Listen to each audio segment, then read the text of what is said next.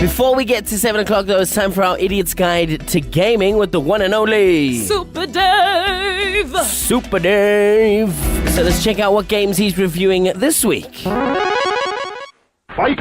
Welcome to this week's edition of the Idiot's Guide to Gaming live on Y Mornings. We kick things off with Bravado Gaming. They have qualified for the World Electronic Sports Games event taking place in China this coming March. This gives them the opportunity to compete for their share of the $5.5 million prize pool. So Anthrax from Mettlestate breaks down what this means for the SA esports scene. Having teams going overseas and competing gives us international exposure. We get other people, other teams and the world talking about esports, and particularly in South Africa and Africa as a continent. So when we have teams going overseas and competing on an international level, we get to show the world that we can go toe-to-toe with them. And that's the next step for us, is to actually go toe-to-toe. And the more we get to go overseas, the more we get exposure to those teams to be able to compete and play against them. Next up is all things Nintendo, and they have given a new definition to the term think outside the box by introducing us to something called Nintendo Labo.